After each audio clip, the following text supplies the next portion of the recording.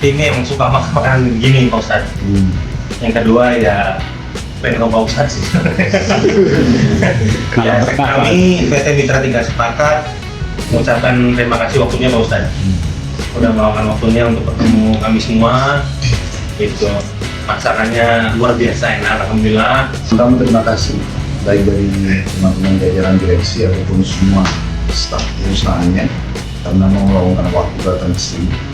Tapi memang selain menjaga 3 hal tadi, kita modalnya halal, sistem halal, produknya halal, kita juga berusaha untuk menjaga kualitasnya. Jadi kualitas tempat, kualitas makanan, kualitas pelayanannya. Dan memang Nabi Muhammad SAW perintahkan kita untuk mengerjakan satu perbuatan dengan profesionalisme. Kata dalam hadis, "Inna Allah yuhibbu min 'abdin idza 'amila 'amalan an yutqina." Allah suka sekali seorang hamba yang kalau mengerjakan satu perbuatan dia menguasai bidang itu. Jadi kalau kita batasi diri kita di satu bingkai kehidupan yang kita bilang, oh saya hanya bisa kerjakan ini saja, saya tidak bisa kerjakan yang itu, maka orang ini akan selalu vakum dan tidak bisa berkembang karena dia menganggap dirinya potensinya dari situ. Rasanya tidak seperti itu. Mirip dengan orang bilang, saya kalau tidak minum kopi pagi hari kepala saya pusing. Sebenarnya dia sedang mengurung dirinya di bingkai kehidupan yang dia buat sendiri. Harusnya ada kopi, ada teh, ada susu, ada air putih, menurut saya tidak ada masalah. Gak usah dibebani begitu. Ada bahkan orang kadang-kadang lebih jauh daripada itu. Saya kalau tidak tidur di rumah saya tidak bisa tidur. Atau saya kalau tidak makan buatan istri saya tidak bisa makan. Misalnya maka ini dia menyulitkan kehidupan dia sebenarnya tidak perlu seperti itu.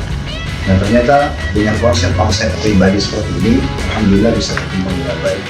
Gambarkan kalau Islam itu indah dan memang betul apa adanya. Tidak ada rekayasa atau tambahan.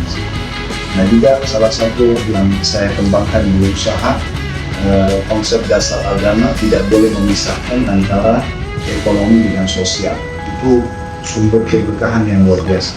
Tentang kita ini kan sering sekali meninggalkan sholat. Jadi cara membayar sholat itu sekali harus dibaca setiap hari ada doa yang langsung bisa membayar semuanya. Pahami sholat itu jangan jadi beban dulu Pak. Sholat itu absensi. Jadi bagaimana Bapak seperti kalau masuk ke kantor itu absen kepada perusahaan. Jadi kita tuh seperti absen sama Tuhan sehari 5 hari. Subuh, duhur, asar, maghrib itu kita kayak lagi absen. Makanya dalam hadis dikatakan antara sholat dengan sholat yang setelahnya itu pembersihan dosa di antara kedua. Dan ada waktu mustajab, pernah dengar ya? Tahu antara azan iqamah. Jadi kan ada 2-3 menit sebelum iqamah itu kan waktu mustajab, pasti terima doa. Itu keyakinan semua muslim. Jadi memang pada saat itu kita kayak datang, sembuhin saya, berikan saya rezeki, datang itu waktu mustajab. Kita jadi absen sama Tuhan dan minta apa yang kita inginkan. Itu bisa sehari 5 kali dikasih disimpan. Dan setiap sholat itu hanya butuh 5 menit. Gak butuh lama-lama kan? Maksimal 10 menit. Bisa dimulai dari jam berapa ya? Karena kadang saya agak bingung gitu. Terbit matahari. Terbit matahari itu. Terbit matahari itu terlihat semuanya langit dan memang kita rasakan teriknya matahari. Oh, kalau mendung itu bisa, maksudnya? Ya kita jadikan patokan aja waktu kalau seperti mendung atau kayak musim salju sekarang yang di Eropa itu musim salju dimana gerhana matahari ya kita jadikan patokan.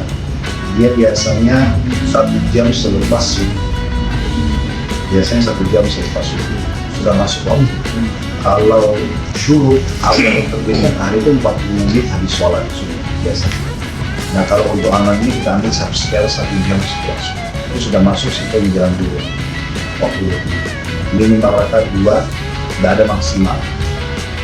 Kata Nabi SAW, siapa yang di dalam tubuh manusia ada 360 sendi, tiap hari dia harusnya bersedekah sebagai tanda syukur kepada Allah dan 2 rakaat sholat duha itu menutupi sekitar 360 sendi.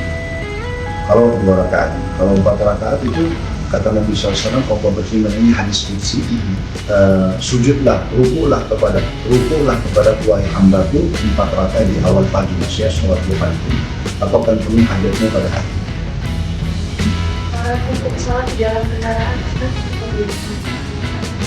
Untuk sholat di dalam kendaraan, kenapa dulu? Harus ada alasan syar'inya. Alasannya karena misalkan saat pulang kerja lancar dan akan masuk itu masih jauh gitu kan, makanya saya sholat. Nah, kalau sholat sunnah boleh, kalau sholat wajib nggak boleh.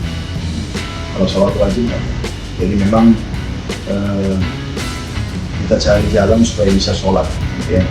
Bagaimana caranya? Mungkin kalau memang harus rugi sedikit dengan cara, apalagi kalau maghrib ya, yang waktunya sedikit, kita turun dulu dari bus, turun dulu dari kereta, kemudian kita sholat dulu, habis itu baru lanjutin. Kan kalau isya waktunya masih panjang, kalau maghrib ini waktunya berbeda, maka itu lebih baik dikerjakan dengan cara kita keluar, apalagi di Indonesia fasilitas masih cukup banyak.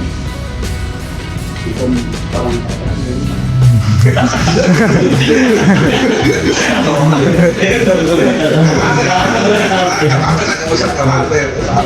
Apa sholatnya sama? enggak, oke, sebelum kita jelasin dulu. Tato itu sebenarnya banyak orang salah paham. Dia itu dengan tato berarti simbol jantanan atau yang lainnya. Ini perbaiki dulu persepsi, nggak ada hubungannya sih. Karena orang bisa saja tidak ada tato tapi lebih jantan, ya. Jadi dengan itu patokannya. Jadi ini harus diperbaiki persepsinya. Karena memang menanamkan satu poin seakan-akan tato itu akan mendatangkan kejantanan, ini yang memulai pemicu awal orang selalu mau tato. Sampai akhirnya badannya pun dengan tato. Padahal sebenarnya tidak ada hubungannya sih dengan kejantanan ini. Itu harus diperbaiki dulu. Masalah orang lakukan di sini itu hak dia pribadi, tapi harusnya dia pahami apa manfaatnya buat dia. Kita tidak temukan ada manfaat khusus dalam masalah ini. Itu kalau dari sisi akal, tapi kalau dari sisi agama memang kita tidak dibolehkan dalam Islam. Alasannya karena jasad ini Allah pinjamkan, bukan untuk dirusak. Jadi Allah datangkan rasa gerah baik kita mandi, dan pada saat pas mandi kita merasa segar, gitu kan. Nah itu semua memang tujuannya untuk kita rawat. Dalam Islam pun sampai jenazah kalau meninggal pun harus dimandikan, dan dipakai wangi-wangian, dipakai tampang yang bersih, terus karena mau dikembalikan ke Tuhan sendiri. Kita nggak boleh merusak. Dalam Islam tidak boleh sengaja ambil silat, misalnya iseng melukai badannya, tidak boleh, karena itu bukan punya kita, dipinjamkan. Makanya pada saat meninggal pun dikembalikan kepada Tuhan. Ya. Jadi kita harus jaga amanahnya dengan baik. Itu dulu tentang masalah tato. Kalau masalah apakah orang tato itu sholatnya diterima, dia nggak ada hubungannya sama sholat. Yang penting tato itu sendiri merusak jasad ini, itu dia berusaha sendiri, dia harus taubat kepada Allah. Tapi tidak hubungannya dengan sholat, tidak hubungannya dengan puasa, tidak hubungannya dengan lain. Nah bagaimana orang yang sudah bertato terus dia mau kembali dekat dengan Allah, apakah dia harus menghapus tato itu? Tidak harus.